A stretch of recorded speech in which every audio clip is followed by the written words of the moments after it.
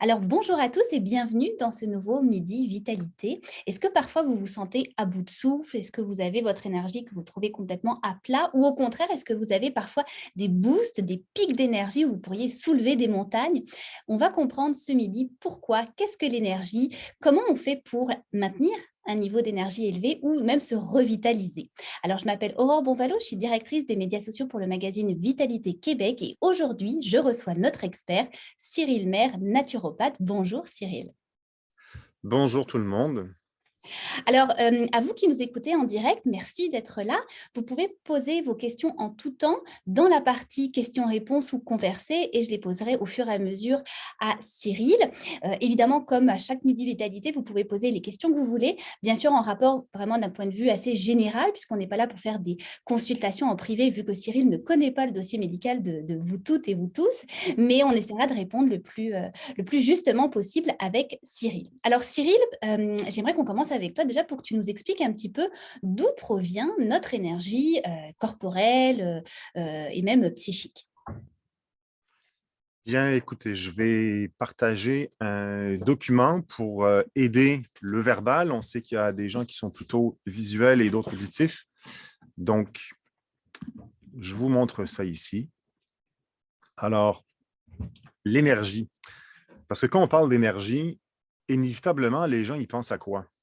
Ben, je vais prendre un café, je vais prendre un thé vert, je vais prendre une boisson énergétique. Peut-être pas vous ici, mais si vous avez des enfants, des cousins, un mari ou peu importe, souvent dans notre entourage ou même parmi vous-même, il y en a souvent qui vont aller prendre des boissons qui donnent un boost d'énergie. Et ce qui arrive, c'est que l'énergie va monter comme ça en flèche en flèche. On atteint un sommet, mais après, le sommet, il arrive vite, mais il redescend tout aussi vite.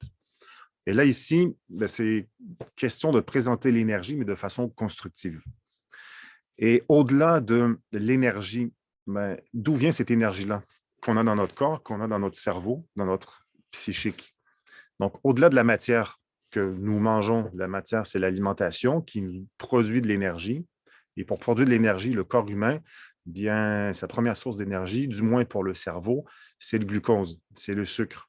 Donc, ça aussi, c'est une énergie qui est rapide. C'est pour ça qu'il y a bien des gens aussi qui vont aller grignoter tout au long de la journée des sucreries pour maintenir leur niveau d'énergie. Est-ce que c'est santé? Est-ce que c'est constructif? Non, absolument pas. Et n'oubliez pas que l'énergie, oui, il y a ce qu'on mange, mais il y a aussi l'énergie solaire. On pense aux voitures, à l'énergie, etc., solaire, mais aussi si on est en carence de soleil, ben on va tomber en dépression saisonnière, on va tomber en manque d'énergie. Il faut boire de l'eau correctement. Il y a le vent, il y a les émotions, il y a l'amour. Rappelez-vous, quand vous êtes tombé en amour la dernière fois, qu'est-ce qui s'est passé? On peut soulever des montagnes, on a plein d'énergie. Mais quand on est en instance de divorce, de séparation ou que notre patron, on le déteste ou qu'il y a des relations qui sont conflictuelles, ben, ça draine notre énergie puis on n'a pas la capacité de passer à travers nos journées correctement. Mhm. On a une question d'ailleurs, Cyril, en privé, quelqu'un qui nous demande, est-ce que le stress peut entraver l'énergie? Le stress, l'anxiété chronique, oui, absolument. Là. Et c'est ça le problème dans notre société. Justement, ce qui m'amène à la prochaine diapositive. Donc, le système nerveux, parce que le système nerveux est directement relié à l'énergie, puis donc de toute l'histoire de l'humanité, l'être humain n'a jamais été autant sollicité du système nerveux central, donc du cerveau. Parce que pourquoi? On travaille sur un ordinateur, tout le monde maintenant, tout est disponible à un clic, mais Mhm. avant, pour ceux qui ont un certain âge, là, quand vous travaillez en présentiel dans votre bureau ou dans une tour, OK, hey, salut, je m'en vais aux archives. Alors, moi, je m'en vais aux archives parce que ce n'était pas au bout du clic sur l'ordinateur. Donc, il fallait sortir de son bureau. On passe dans le couloir, on croise des collègues. Ah, ben, tiens, je vais aller aux toilettes. Attends, je vais aller dans la cafétéria. Je vais. Hey, comment il va ton chien? Comment va ton petit enfant? Et comment ça a été l'accouchement, etc., etc. Il y avait plus de relations sociales. Et puis, éventuellement, on arrivait aux archives ou peu importe un autre département au lieu de juste être sur un clic. Donc, ça fait qu'aujourd'hui, vu qu'on est sursollicité avec nos appareils informatiques, bien, ça amène beaucoup de surcharge aussi mentale. Et c'est ce qui fait que ça amène ce taux d'anxiété-là. Parce que combien de pages on a ouvert en même temps sur Internet? Combien de courriels on gère en même temps? Donc, tout ça, ça rajoute à la charge mentale, plus le quotidien, la famille, les amis, etc., nos activités. Ça nous draine. Je continue? Continue, hein, super intéressant. Je vois d'ailleurs, je te donne un stop. Je vois le mot magique Covid sur ta slide. Évidemment, tu l'expliques bien. Bon, depuis les 2 dernières années, on a vécu évidemment beaucoup de stress, d'angoisse. On a perdu nos repères, perdu notre cercle social aussi. Et ça, évidemment, on a dû voir, j'imagine, dans les études, une chute encore plus importante au niveau de l'énergie chez les gens. Oui, d'anxiété généralisée, ouais, on l'a bien vu, là. Même chez les adolescents, chez nous, les adultes, le stress, COVID, ouais. Mm, Et avec raison, parce que ça a bouleversé nos vies, là. exact. Quand on parle d'énergie, ben, regardez ou quand on parle d'énergie aussi, je n'ai pas d'énergie, ben, ça vient avec le cerveau dans la brume, un manque de concentration, déficit d'attention. Donc, au niveau médical, qu'est-ce qu'ils vont faire? Ils vont recommander ce type de médicaments-là qui sont listés. Et quand on regarde en médecine holistique, en approche holistique, il faut penser à notre hygiène de vie. De plus en plus aussi dans les médias de masse, on parle de l'hygiène de vie. De plus en plus, vous avez des articles, radio, télé, journal, écrit, tout ça, on le voit. Mm. Mais n'oubliez pas que l'alimentation, c'est essentiel. Correctif alimentaire à apporter, c'est la base. Je n'ai pas d'énergie. Ben, est-ce que vous prenez un petit déjeuner qui est constructif? Je me rappelle une fois, ma fille, qui était en 2e année à ce moment-là, elle partait le matin avec un fruit dans son corps, avec ses vitamines, etc. Mais elle n'avait pas de protéines. Mais elle était dans la lune, elle n'avait pas de concentration, etc. Ce n'est pas parce qu'elle n'est pas intelligente. On est tous intelligents à la base, mais après ça, qu'est-ce qu'on met dans notre corps pour être capable de rester focus sur ce qu'on a à accomplir dans nos tâches? Donc, ça prend des protéines, il ne faut pas oublier la base, avoir un petit déjeuner qui est, surtout quand on est en période de croissance, enfant, adolescent, jeune adulte, on a moins de résistance par rapport à la capacité de jeûner ou de faire du jeûne intermittent, donc s'assurer d'avoir une bonne alimentation. Et le sommeil, qui parle du sommeil aujourd'hui? C'est quand même la base. Il ne faut pas oublier que dormir, ça aussi, c'est récupérateur et ça nous donne l'énergie nécessaire à vaquer à nos occupations pendant la journée. Puis évidemment, faire du sport, de l'exercice, notre hygiène psychique, spirituelle, mentale, tout ça, ça va apporter un relâchement aussi, puis avoir des exercices, faire du sport, des exercices, avoir des hobbies, des activités autres que des activités professionnelles aussi, bien, ça va nous enlever cette surcharge mentale. Parce que si on est toujours dans la charge mentale et qu'on n'est pas dans des activités de plaisir, c'est sûr que ça augmente le stress et l'anxiété. Ça les maintient et ça les exacerbe. Puis par rapport à l'énergie, quelle est la solution où on peut trouver de l'énergie? Ben, regardez, dans la colonne à gauche, vous avez les sources immatérielles de l'énergie. Donc, on parle de l'amour, l'air, respirer, faire du sport, être heureux, avoir une bonne estime de soi, visualiser, méditer, prier selon nos croyances, se reposer également. Et puis, du côté matériel, quand on tombe dans la matière, parce que notre corps, c'est de la matière, donc il faut le nourrir avec de la matière aussi, puis il faut le nourrir avec de l'abstrait. Donc, du côté matériel, il ne faut pas oublier de boire des liquides de qualité, parce que souvent, quand on pose la question aux gens, quelle quantité d'eau vous buvez par jour? Là, ils regardent au ciel. Oh, un verre d'eau par jour. Donc, ça fait 2 litres par semaine, mais c'est 2 litres par jour de liquide, d'eau et de tisane et de qualité qu'il faut boire.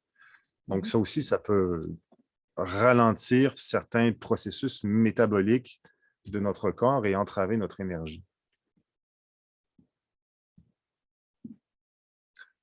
Puis ensuite, tout ça, ça amène de la fatigue. L'asthénie, c'est de la fatigue. Et puis, on sait qu'à partir du moment où la fatigue s'installe, la fatigue, c'est également le symptôme commun à toutes sortes de maladies qui sont diagnostiquées ou en devenir. Donc, qu'est-ce qu'on a? De la lassitude, des intérêts, des faiblesses, on est fatigué, on est épuisé. Les gens aussi qui sont pris avec des enfants en bas âge, métro, boulot, dodo, garderie, etc., ça draine. Après ça, quand on arrive plus tard dans la vie, par exemple, les femmes aux alentours de la ménopause, on sait que ça atteint aussi un âge professionnel, d'une maturité professionnelle avec un shift hormonal.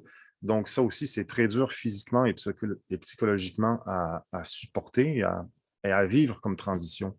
Donc, il faut s'assurer que nos bases, nos fondations, notre terrain est bien nourri autant au niveau énergétique, non palpable, et au niveau énergétique dans la matière avec une bonne alimentation, des bons suppléments. Parce que comme, je ne sais pas si je l'ai ici, je ne crois pas que c'est dans cette conférence-là que j'avais monté, mais pour ceux qui connaissent Hans Selye, S-E-Y-L-E, c'est un chercheur qui a gagné le prix Nobel, qui a étudié, qui a fait ses recherches à l'Université McGill à Montréal. Et puis Hans Selye, il a eu le prix Nobel parce qu'il nous a fait comprendre que le stress chronique, c'est ce qui nous rend malade. Donc, vous pouvez chercher sur Internet éventuellement Hans Selye.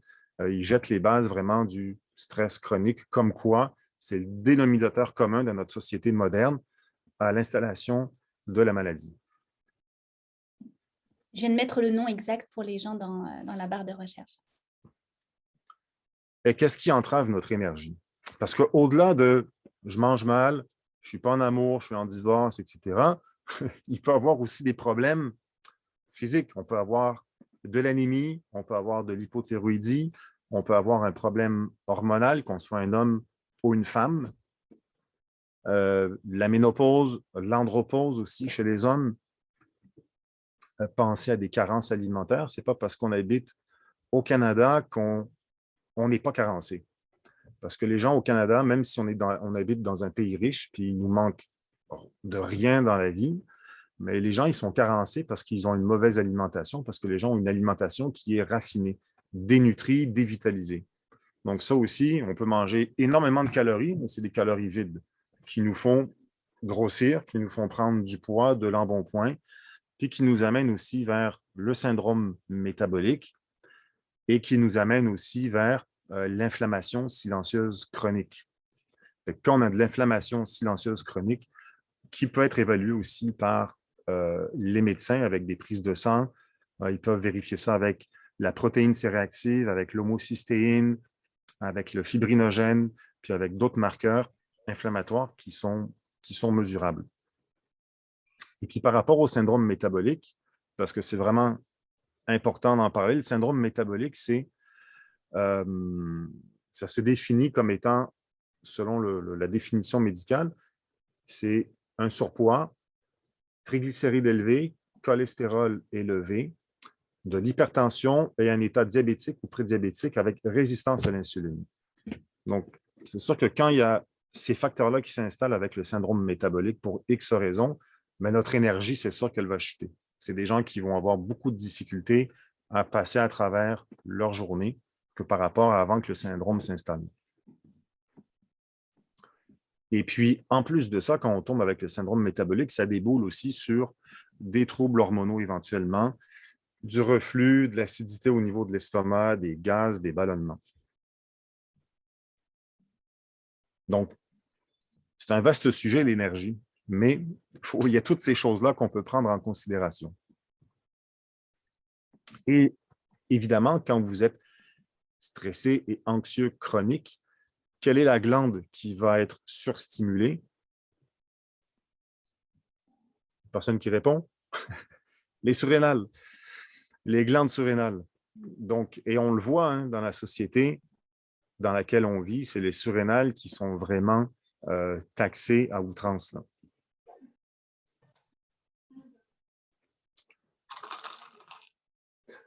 Aussi, pensez l'hépatite, quelques causes aussi de la fatigue, les troubles fonctionnels au niveau du foie et la stéatose. La stéatose, c'est le foie gras. Donc, le foie gras, ça aussi, puis il y a du foie gras qui est de plus en plus diagnostiqué au niveau médical. Et selon les statistiques, on sait que les gens qui ont 10% de plus que leur poids santé, bien, il y a un début d'installation de foie gras. Puis avec un foie gras qui s'installe, la stéatose, c'est sûr que l'énergie aussi va diminuer à ce moment-là. Quoi dire d'autre? Qu'est-ce qui va aussi impacter négativement notre système nerveux central? SNC en haut dans le titre, c'est système nerveux central. Donc, ça peut être les carences minérales, carences vitaminiques, carences au niveau des acides gras essentiels. On l'a dit tantôt, la dysbiose intestinale, le microbiote, nos bactéries, nos bonnes bactéries au niveau de l'intestin qui vont être débalancées par la malbouffe, par la prise à répétition d'antibiotiques. Ça aussi, ça a été démontré.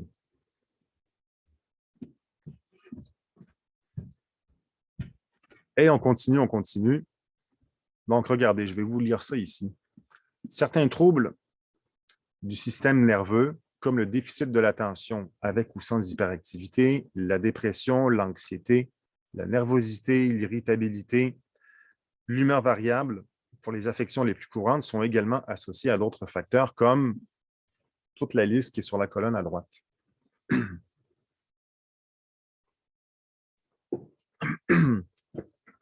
Pensez aussi à l'éclatement du noyau familial. On l'a vu, hein, avec COVID, il y a des couples, il y a des familles qui ont éclaté.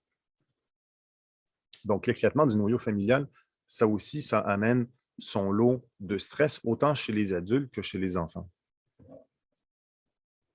Et ce n'est pas parce qu'on est en instance de séparation que la vie s'arrête. Hein. Il y a tout le reste qui continue autour. Donc, ça rajoute à la surcharge.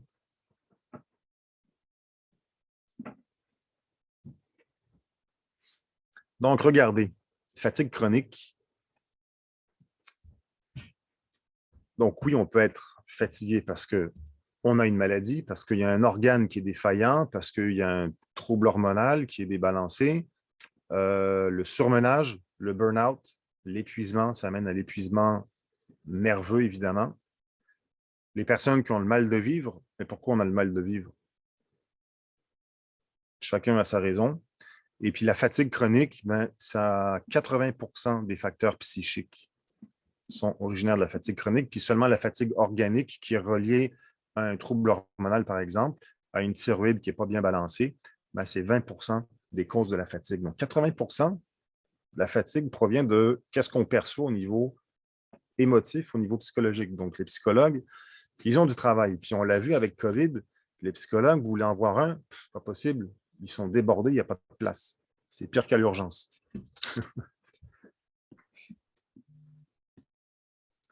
Donc, autrement dit, pour être en santé, si on regarde, qu'est-ce que ça nous prend? Ça nous prend tout ça. Il faut avoir vraiment une approche holistique, une vision holistique. Parce que ce n'est pas juste prendre sa vitamine. Une image vaut 1000 mots. Puis pensez à ça aussi. Qu'est-ce que ça évoque pour vous? La spiritualité, les croyances religieuses. Regardez aussi les gens qui ont une pratique spirituelle ou une pratique religieuse. Ben, c'est des gens qui réussissent quand même à traverser des périodes qui sont difficiles dans la vie de façon plus facile que ceux qui n'ont pas de pratique religieuse ou spirituelle. Et tu as tout à fait raison, Cyril. Effectivement, depuis les 2 dernières années, on voit beaucoup de gens se tourner vers la spiritualité, vers l'astrologie. On voit beaucoup de que ce soit au Québec, en Europe, beaucoup de professionnels ou de gens qui n'étaient pas forcément professionnels, qui se sont formés et qui maintenant ont une pratique évidemment plus spirituelle parce qu'effectivement, comme tu le dis un peu, bah, on cherchait à se raccrocher à quelque chose. Donc, si on n'était pas, mettons, vers la science, on cherchait plus quelque chose de spirituel, de religieux, voire même. Et c'est intéressant, je trouve, la manière dont tu l'apportes, qu'effectivement, ça peut jouer en fait sur l'énergie aussi. Oui, puis si vous cherchez, de toute façon, regardez aussi comment travaille Deepak Chopra, de Blip Domino, comment ça s'appelle? The Belief of, j'oublie son nom là. En tout cas, il y en a plein d'auteurs aussi au niveau aux États-Unis, en France, en Inde qui nous parle de tout ce bien-être-là et que ça se passe aussi à un autre niveau. Mhm. Bon, là, c'est peut-être plus technique au niveau du cycle de Krebs, mais le cycle de Krebs, c'est quoi dans le fond? Ça prend place dans la cellule. Puis toutes nos cellules du corps humain qui nous composent ont cette capacité à produire de l'ATP, de l'adénosine triphosphate, et ça prend place dans le cycle de Krebs, dans la mitochondrie, dans toutes nos cellules. Donc, pour arriver à produire de l'énergie, ça nous prend des vitamines, ça nous prend des minéraux qui sont bien spécifiques pour être capable de produire l'énergie nécessaire pour vaquer à nos occupations. Même quand on dort, ça nous prend de l'énergie parce que le cœur, il pompe, parce qu'on a de la respiration, nos hormones fonctionnent, on rêve, etc. Donc, tout ça, ça nous prend de l'énergie, qu'on soit au repos ou qu'on soit à l'activité. Donc, bien souvent, les gens, comme c'est démontré, peuvent être carencés par une mauvaise alimentation ou par justement une surexcitation du système nerveux qui va faire en sorte qu'on va surstimuler certains minéraux et certaines vitamines qui sont clés. Et ce sont toujours les mêmes vitamines et minéraux dans les cas d'anxiété, de stress chronique qui vont être en surdemande. Donc, éventuellement, on va être carencé avec certaines vitamines et minéraux. Je vous épargne toute la technicalité de tout ça, mais pensez aussi, une petite parenthèse rapide sur les détox, parce que quand vous tombez dans un épuisement ou dans une fatigue qui est chronique, oui, on peut avoir certains troubles hormonaux, etc., comme on a vu dans les diapos précédentes, mais ça peut être dû aussi à une surcharge toxique dans notre organisme. Et puis là, juste une parenthèse, parce que les médias parlent souvent de façon négative des détox, mais il y a 100 ans ou il y a 150 ans, on était très bien capable de gérer notre toxicité corporelle que le corps produit lui-même, les déchets métaboliques, les déchets du corps humain. Mais regardez ce qui se passe dehors à l'extérieur, sur la planète. Elle est excessivement polluée.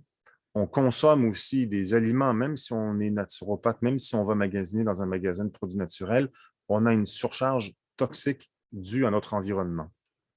Et ça va entraver les fonctionnements de certains organes clés comme le foie, comme les reins, comme le système lymphatique.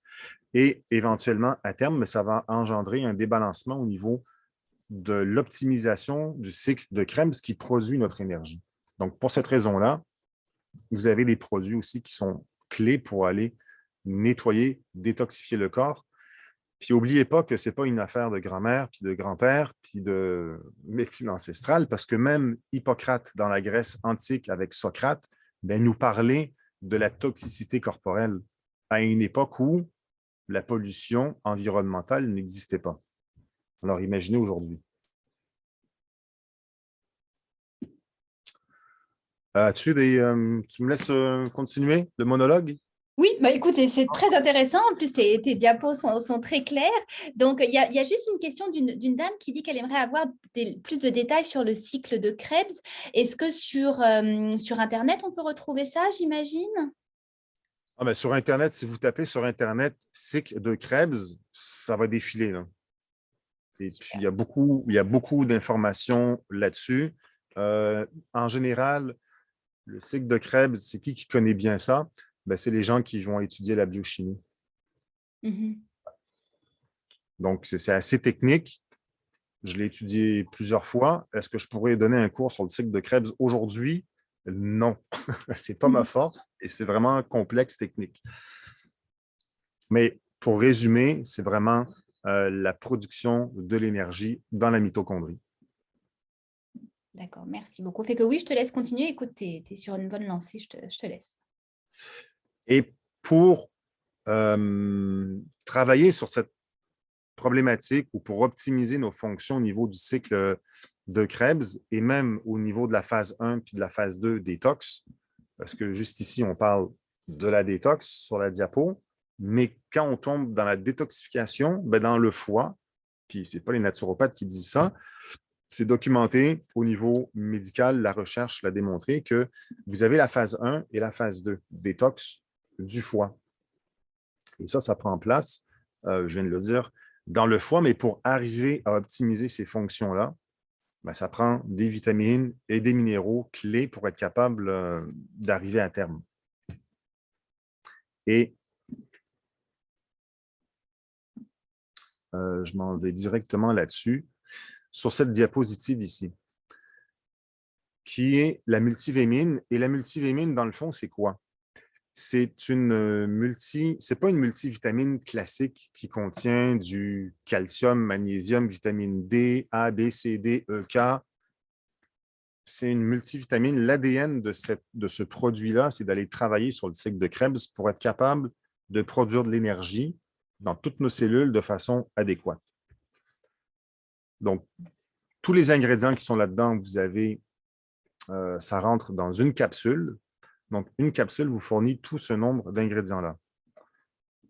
Vous avez le complexe B ici. Toutes les vitamines du complexe B qui sont méthylées, c'est-à-dire biodisponibles, le corps humain n'a pas besoin de les transformer, ça rentre dans le système. Et déjà, on sait que toutes les vitamines du complexe B, bien, ça fait quoi? Ça travaille au niveau du système nerveux. Mais au-delà du système nerveux, on sait que ça travaille aussi au niveau du cycle de Krebs pour optimiser la production d'énergie. Vous avez aussi l'acide alpha-lipoïque qui va travailler sur énormément de facteurs, mais entre autres aussi au niveau du foie. Vous avez le coenzyme Q10. Vous avez la vinpocétine. La vinpocétine, c'est un extrait de plante de la petite pervenche. Puis la particularité de ça, c'est d'aller augmenter le flux sanguin au niveau du cerveau. Donc, quand vous avez plus de sang qui arrive au cerveau, ça veut dire que vous avez plus d'oxygène. Donc, plus d'oxygène, ça veut dire que vous êtes capable d'être focus, plus concentré et optimiser vos fonctions cérébrales. Parce qu'aujourd'hui, qui n'a pas besoin d'un cerveau vif, aiguisé? On est tous sur un écran d'ordinateur, fait qu'il faut être focus. Et sur la colonne à droite, vous avez ce mélange de minéraux à petit dosage pour permettre de le prendre sur du long terme sans risque de se surdoser avec certains types de minéraux.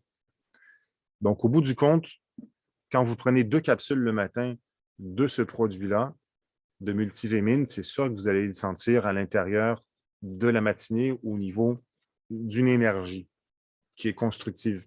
Parce que, comme je vous disais tantôt, OK, on prend un café, c'est bon, on arrive sur un pic, puis après ça, on redescend quand même assez vite. Donc, quand on redescend, qu'est-ce que les gens ont tendance à faire? On reprend un autre café, ou on va chercher un stimulant sucré ou une boisson énergétique, mais on fait du yo-yo comme ça toute la journée, avec une glycémie, un taux de sucre dans notre sang qui est vraiment très instable. Mais l'idée, si on va avoir une énergie qui est stable, quand vous prenez des collations ou quand vous prenez vos repas, petit déjeuner, assurez-vous d'avoir des protéines qui vont maintenir une glycémie beaucoup plus stable à travers le temps, à travers les heures et éviter d'avoir cette espèce de yo-yo au niveau du taux de sucre puis au niveau de l'énergie qui va être instable et donc qui va engendrer de la fatigue. Puis avec la multivémine d'Altera, bien, ça vous donne les cofacteurs, c'est-à-dire les ingrédients nécessaires pour produire l'énergie vitale. Ensuite de ça, ah oui, un autre truc qui est intéressant, avec le produit qu'on vient de voir, c'est que on entend beaucoup parler ces temps-ci, depuis quelques années, là, de l'homocystéine. Mais l'homocystéine, c'est quoi? C'est un acide aminé qu'on produit dans notre corps et qui va engendrer une inflammation cardiovasculaire chronique, silencieuse. Et ça, ben, ça nous amène de la brume dans le cerveau, ça nous amène une inflammation au niveau cérébral. C'est aussi l'inflammation cérébrale, on entend de plus en plus parler, parce que à cause des champs électromagnétiques, à cause de ces merveilleuses machines, là, nos téléphones, bien, il y en a qui passent des heures comme ça au téléphone, et puis avec ces champs électromagnétiques-là, ça crée une certaine porosité au niveau de la membrane hémato-encéphalique. Et donc, je m'en vais où avec ça? Je parlais d'homocystéine, et puis que l'homocystéine, elle est également neurotoxique et puis que c'est également un précurseur ou un élément aggravant dans certaines maladies neurologiques. Et qu'est-ce qui fait qu'on a un taux d'homocystéine qui est élevé? Mais pensez, c'est des gens qui boivent du café, qui boivent de l'alcool, un peu trop, parce qu'on dit que les Français, les Italiens puis les Espagnols, qu'est-ce qu'ils font? Ils boivent du vin. Mais il faut boire du bon vin nature ou du vin biologique. Mais quand on en boit trop, c'est sûr que ça peut amener l'entretien pour développer de l'homocystéine. Donc, on a dit le café, l'alcool à outrance, la sédentarité, donc le manque d'exercice, le stress et l'anxiété chronique. Et puis, il m'en manque un, là, j'oublie c'est lequel. Mais en gros, c'est qui répond à ces critères-là? Moi, je réponds à ce critère-là. Et je suis sûr que parmi vous, aujourd'hui, on tombe plus ou moins tous dans le type de société dans lequel on vit. On boit du café, on boit un petit peu vert, on est tous stressés et anxieux, puis on est tous plus ou moins sédentaires, on ne fait pas assez d'exercice et on consomme trop de calories par rapport à ce qu'on en dépense. Donc ça induit l'homocystéine. Mais pour s'occuper de la réduction de l'homocystéine, ben, la multivitamine, on sait que les vitamines du complexe B permettent d'aller diminuer et métaboliser, transformer l'homocystéine en un composé qui est pas toxique du tout pour notre corps. Commentaire? Oui, quelqu'un qui nous dit « Je ne bois plus de vin car je souhaite boire du vin vraiment bio. » Vous savez, à la SAQ, dans toutes les régions du Québec maintenant, il y a vraiment une offre qui est intéressante au niveau du vin biologique, au niveau du vin nature aussi. Et il y en a pour tous les budgets, il y en a pour tous les goûts. Exact. Mais c'est comme tout, hein? Si vous prenez une bouteille d'aspirine, ben, qu'on prend en 5 minutes, on appelle ça un suicide. Si on prend une bouteille de vin par jour, ben, on appelle ça un certain degré d'alcoolisme. Mais si vous prenez un verre ou 2 verres de vin par jour avec une bonne qualité d'un vin qui est bio ou qui est nature, ben, c'est un aspect thérapeutique. Parce que quand on boit un verre de vin, qu'est-ce que ça fait? Ça détend. Puis quand on est détendu, ben, ça réduit l'inflammation. Parce qu'on sait que quand on a un cortisol avec les hormones du stress, anxiété chronique, ça fait monter notre taux de cortisol avec une suractivité des glandes surrénales. Mais quand ça arrive, ben, ça va engendrer une cascade au niveau des interleukines et des cytokines qui sont pro-inflammatoires. Donc, quand vous buvez un verre de vin, ben, ça détend. Puis quand on est détendu, on est plus calme et ça baisse le cortisol, ça calme le système nerveux et puis en même temps, ça permet de réduire cette inflammation-là.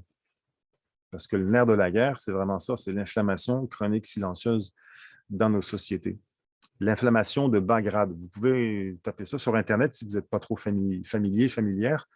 Inflammation de bas grade. Inflammation chronique silencieuse.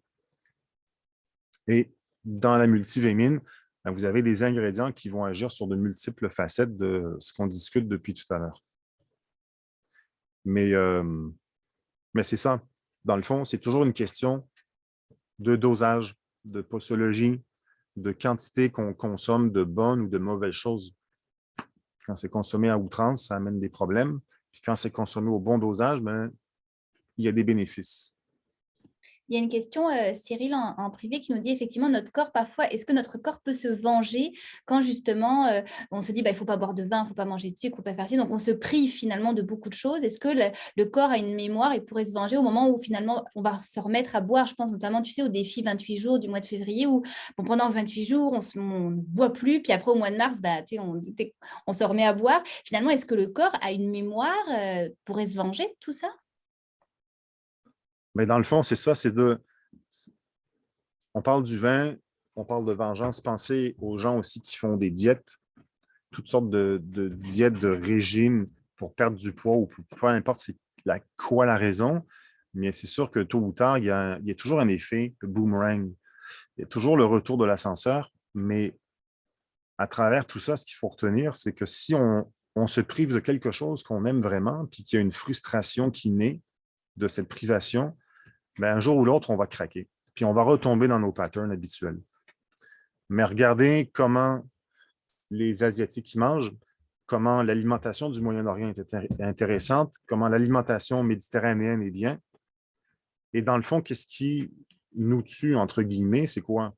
Ben, c'est tous les aliments raffinés. Puis on sait que, d'ailleurs, au CDC, aux États-Unis, le Control Disease Center, en 1930, ils ont dit quoi? Ils ont dit on ne peut pas permettre de commercialiser à grande échelle les farines blanches, des farines raffinées, parce que ça va rendre les gens malades. On est en 1930, ça fait 90 ans de ça, on est presque à 100 ans de cette histoire-là. Mais qu'est-ce qu'on fait aujourd'hui? C'est l'industrie agroalimentaire qui a gagné. On raffine on fait des farines blanches parce que ça se conserve beaucoup mieux. Parce que prenez un exemple, une farine biologique, c'est une farine blanche. Mettez ça dehors, dans votre jardin. Regardez où est-ce que les insectes vont aller. Eux, ils ont un bon instinct. Ils sont intelligents, ils vont aller là où la farine est complète. Ils vont y aller dans la farine bio. Puis la farine blanche est dénutrie, dévitalisée. C'est inintéressant, ils n'y vont pas. Donc, c'est pour ça que l'industrie a fait des farines blanches, pour un aspect de conservation et de gestion de bébites qui n'ont pas à faire. Et c'est la même chose, en même temps, on a produit les farines blanches, on a introduit les gras trans, la fameuse margarine, les gras trans que le corps humain ne sait pas quoi faire, et c'est ça qui est toxique et qui entretient les maladies inflammatoires silencieuses. Puis quand vous voyez la courbe, on augmente les acides gras trans en consommation, les farines blanches en consommation, puis en même temps, on a toutes les maladies cardiovasculaires qui augmentent. Donc, les deux courbes se suivent. Donc, pour répondre à la question de privation, c'est de retourner à une alimentation comme on avait il y a 100 ans, il y a 150 ans. C'est fruits, légumes, protéines. Puis c'est sûr qu'il faut vivre dans notre temps. On aime ça un croissant, on aime ça un éclair au chocolat, une chocolatine. OK, une fois de temps en temps, mais quand ça revient tous les jours, c'est là où il y a une problématique qui va s'installer. Exact. Donc, avec modération. Regardez aussi, il y a l'étude de Farmingham, qui est une des études les plus prestigieuses par rapport au contrôle du cholestérol. Puis ça, ils avaient commencé ça après la Deuxième Guerre mondiale, au début des années 50. Puis Farmingham, c'est une ville en banlieue de Boston, aux États-Unis. Et c'est une étude qu'ils ont conduite sur environ une quarantaine d'années. Et le directeur de l'étude, à la fin, il a dit quoi? Il a dit que les gens qui consomment du cholestérol, du gras animal, des gras trans de bonne qualité, donc de source animale, eh bien, ils ont un taux de cholestérol qui est bas et ils ont plus la capacité de faire de l'exercice, de faire du sport. Donc, est-ce que le problème, c'est le cholestérol comme on laisse l'entendre, ou c'est d'avoir une bonne alimentation avec des gras qui sont sains? Pensez à l'alimentation paléolithique, pensez à la diète cétogénique. On en mange du gras, c'est sain, mais c'est toujours une question de qualité, comme le vin rouge, bio, nature versus du vin de l'industrie. En France, je me rappelle, sous l'époque de Sarkozy, on était en 2000, je ne sais plus quelle année, peut-être 2010, et il y a une étude en France qui était sortie que les vins du Côte-du-Rhône, qui ne sont pas bio, ils ont 350 fois plus de pesticides dans une bouteille de qu'est-ce qui est permis de sortir dans l'eau du robinet. Et Sarkozy, à l'époque, avait déjà dit qu'en 2020, en France, il y aura environ 20% des vignobles qui seront biologiques. Bien, si on compte les vignobles biologiques et les vignobles de vin nature en France, bien, on est à peu près à 20%. L'industrie a vraiment s'est réorientée sur une agriculture, une vinification qui est beaucoup plus saine et qui est moins dommageable pour notre santé.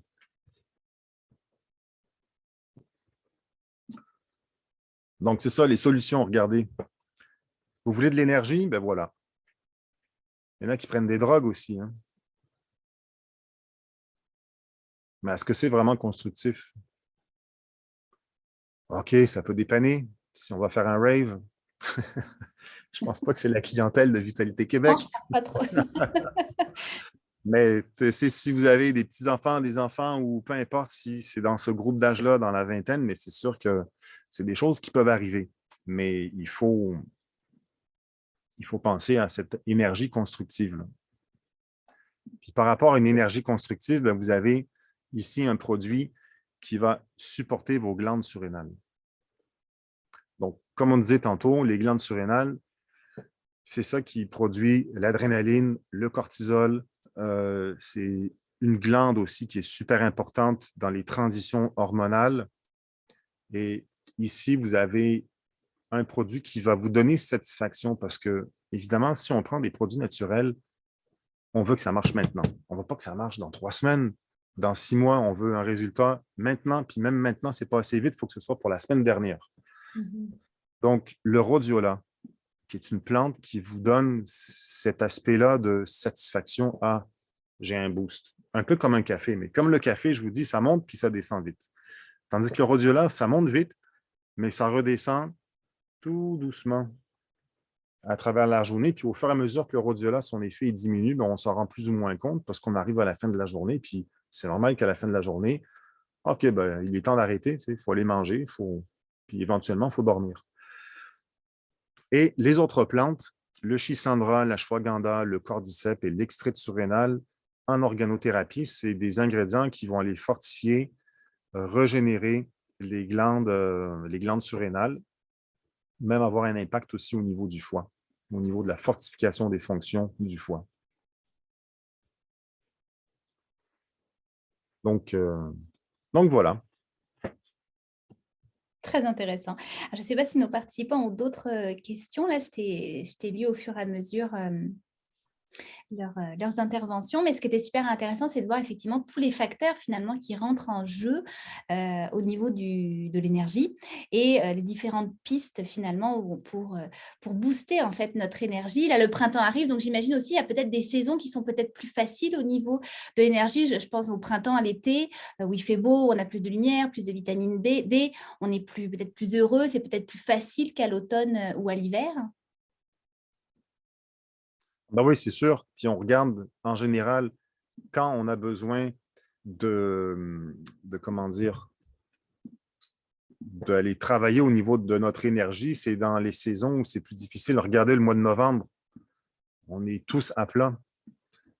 L'hiver aussi, on sait que les changements de saison à l'automne et avant le printemps, c'est les périodes qui sont les plus difficiles. On a besoin le plus de support, puis aussi parce qu'il y a moins d'ensoleillement. Mais là, depuis qu'on a changé l'heure ce week-end, ben là, c'est plus facile aussi d'être actif, là. On renaît, comme la végétation.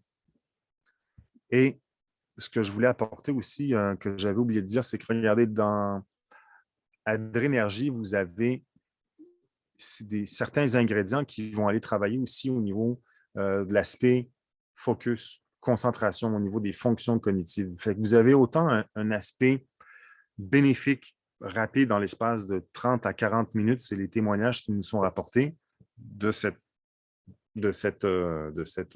boost d'énergie, si on veut. Et en même temps, au niveau intellectuel, au niveau cérébral, vous avez ce support-là pour vaquer à vos occupations.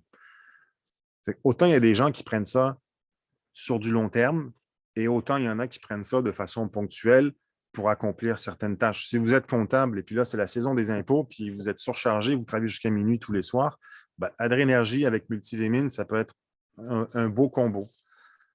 Ou les professeurs en période de correction d'examen, ou peu importe quel type d'activité professionnelle, quand il y a des rushs qui se présentent dans l'année, ben, vous pouvez combiner ces deux produits-là.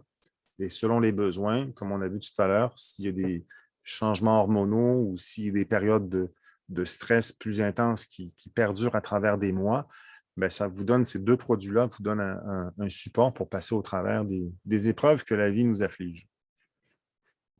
Exact.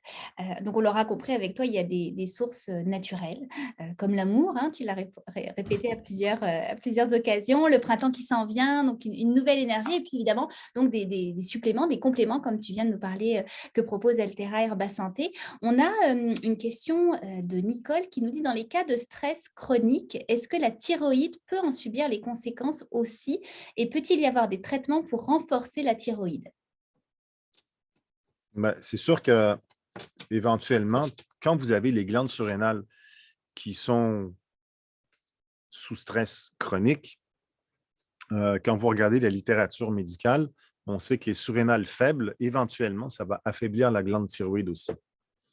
Donc, vous pouvez regarder avec votre naturopathe, votre médecin, faire un bilan, regarder qu'est-ce qui se passe au niveau des hormones thyroïdiennes, mais dans les produits naturels, il y a beaucoup de plantes et de complexes, de formules aussi qui sont bien faits pour aller nourrir et optimiser les fonctions de la thyroïde. Merci. Mais que ce soit la thyroïde, que ce soit un débalancement hormonal féminin au niveau des règles, ou pensez aussi à un intestin irritable, des gens qui ont soit de la diarrhée ou à l'opposé, des gens qui constipent aussi, bien, à la base, qu'est-ce qui est sous-jacent à tout ça? C'est sûr qu'il peut y avoir la santé, c'est complexe, mais il y a toujours un facteur stress et anxiété chronique qui est installé. Exact. Puis là aussi, là, vas-y. pardon, vas-y. Oh non, vas-y, je t'ai coupé, vas-y. Non, puis si vous voulez en savoir plus, je ne sais pas si vous connaissez PubMed, P-U-B-M-E-D. PubMed, c'est un site où est-ce que toutes les publications médicales qui apparaissent du monde entier sont répertoriées sur PubMed. Donc, vous pouvez taper des mots-clés dans le moteur de recherche, puis vous allez voir toutes les études là, qui défilent par rapport à ce qu'on parle depuis tout à l'heure. Super. Puis non, mais j'allais dire, on a vécu évidemment beaucoup de stress ces dernières années, mais là, tout semble se réouvrir. Le printemps arrive, donc ça va être quand même plus facile, plus joyeux. Bah, écoute, Cyril, on arrive à la fin de ce webinaire. Merci infiniment pour toutes tes explications. C'était vraiment très, très intéressant. Et puis, merci à vous tous qui nous avez suivis aujourd'hui ou qui allez nous écouter en rediffusion. Et écoutez, on vous dit à très bientôt pour un prochain Midi Vitalité. Merci tout le monde. Au plaisir. Merci.